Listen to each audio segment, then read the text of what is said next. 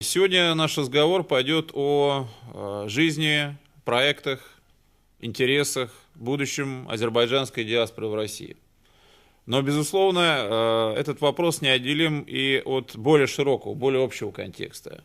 Отношений между двумя государствами, которые являются стратегическими партнерами не только на постсоветском пространстве, но и в более широком глобальном контексте, в отношениях между Россией и Азербайджаном. И о том, каковы образы, как мы воспринимаем друг друга, как воспринимают азербайджанцев России, как воспринимают россиян Россию в Азербайджане. Сегодня есть особое отношение к России в Азербайджане, особое отношение к русскому языку. И можно сказать, что русский язык в Азербайджане наряду с азербайджанским языком стал одним из главных языков образования. Есть русскоязычная интеллигенция, представители которого все в России знают. Такие люди, как Чингиз Абдуллаев, Таир Салахов. И можно, конечно, перечислять их много. И надо сказать, что азербайджанцы, в отличие от соседних народов, я имею в виду грузин и армян, в России начали жить позже. И надо сказать, что вот такая крупная диаспоральная структура появилась только с конца 90-х годов. И здесь надо отметить особую роль России, когда Азербайджан находился в экономическом не кризисе, а коллапсе. Сотни тысяч азербайджанцев нашли работу именно в России. Поэтому, конечно же, это не забывается.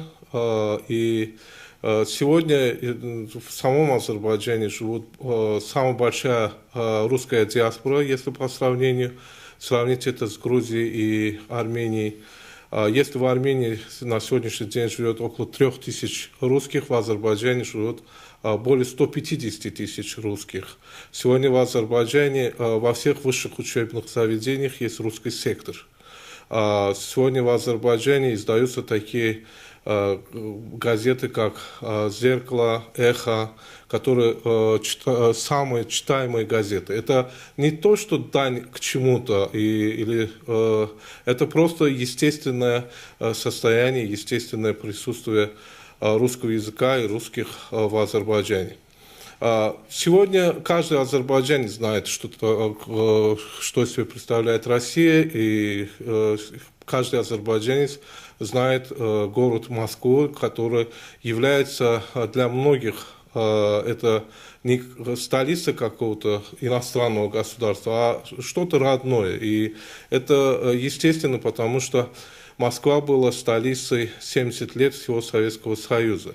Именно благодаря той политике, которая была в Советском Союзе, Азербайджан получил независимость, и это, наверное, самое большое богатство на сегодняшний день у азербайджанцев. Азербайджан сегодня знает в Европе, знает в Америке, знает в мире.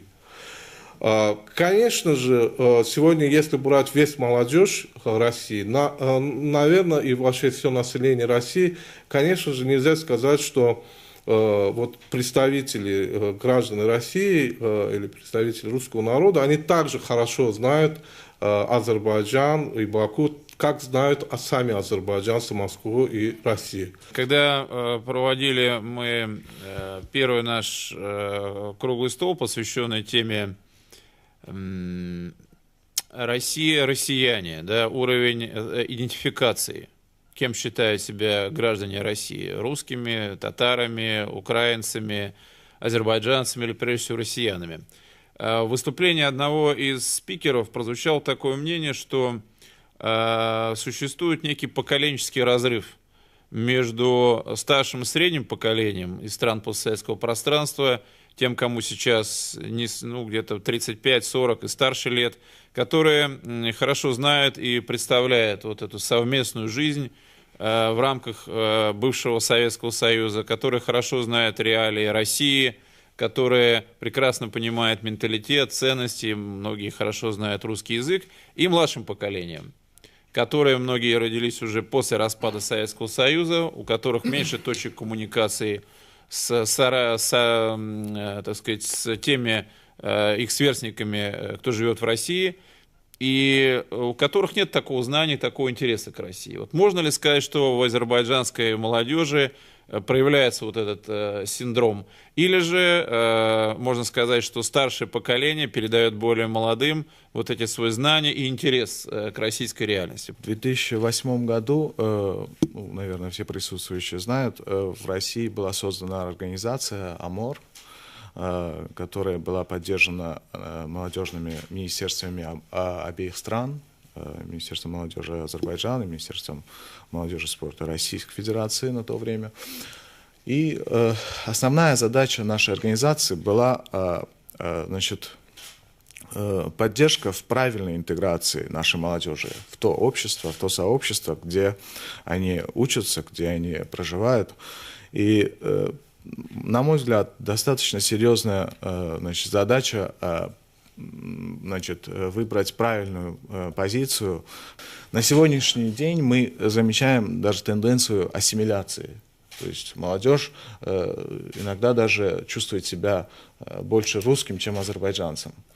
И мы, безусловно, рады тому, что мы здесь чувствуем себя не чужими, мы здесь находимся практически как у себя дома, но в то же время мы пытаемся, значит, рассказывать нашими мероприятиями также, чтобы молодежь наша, безусловно, помнила о, значит, своих исторических корнях, знала свою культуру, свои традиции. На сегодняшний день я хочу сказать, что наша организация проводит большое количество культурно-массовых мероприятий. Это в самой Москве у нас более чем 30 значит, передовых высших учебных заведений созданы азербайджанские клубы студентов, которые проводят общественную работу, которая налаживает контакт нашей организации с теми азербайджанскими студентами, которые обучаются в том или ином вузе.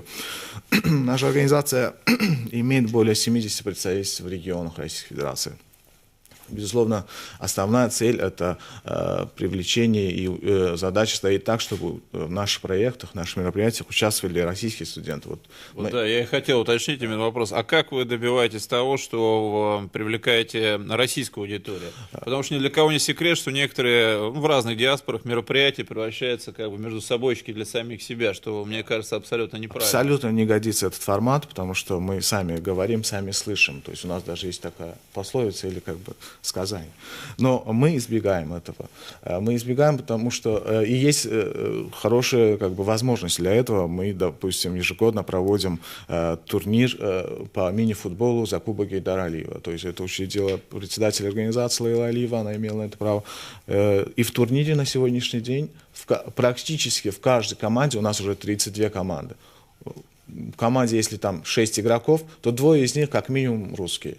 А бывают еще и иностранцы. У нас недавно состоялась зимняя школа по лидерству и активному гражданскому участию. Ее проводили тренеры с Совета Европы, то есть из пула Совета Европы, тренеров. И были разосланы анкеты. Нам помогало в этом, значит, Федеральное агентство по делам молодежи, нам помогало это Национальный совет молодежи и детских объединений России. Мы проводили отбор и не ставили там никак какие-то рамки по национальному, значит, отбору участников. То есть мы открыты для всех и приглашаем всех, в частности россиян и русских ребят, к сотрудничеству, к общению. Я знаю, что есть опыт и на историческом факультете МГУ, и в Российском государственном гуманитарном университете преподавания истории Азербайджана для российских студентов. А вообще есть интерес среди молодых российских студентов к истории Азербайджана, Южного Кавказа, к азербайджанскому языку? Вот по вашей педагогической практике создается такое ощущение? Сегодня можно сказать, что успешно действует на историческом факультете кафедра истории стран ближнего зарубежья. Исторический факультет очень консервативный, и та кафедра была открыта 50 лет, полвека, никаких кафедр на истфаке не открывалось. И это хорошо по одной простой причине, что в этом есть своя причина, почему я говорю хорошо. Потому что очень серьезно относятся ко всему образованию, к тому, что преподают и как преподают. Не секрет, что МГУ одна из ведущих вузов в мире. И сегодня то, что на историческом факультете есть такая кафедра, это, я считаю, что очень большой успех как для России, так и для Азербайджана. Сегодня есть такая же кафедра истории стран постсоветского зарубежья в РГГУ, то есть в Российском государственном гуманитарном университете. Сегодня изучается азербайджанский язык, сегодня изучается азербайджанская география. Вот сегодня мы говорим об уровне знаний истории среди русских. Я поражен иногда, я не вижу вот достаточного уровня знаний истории, культуры, литературы своего языка, правильно сказал здесь Эмин, у тех же азербайджанцев. Сегодня есть большой интерес. Конечно, массового такого не увидишь ты там сотнями студентов, изучающих историю Азербайджана. Их несколько человек в каждом курсе, но это настоящие патриоты Азербайджана.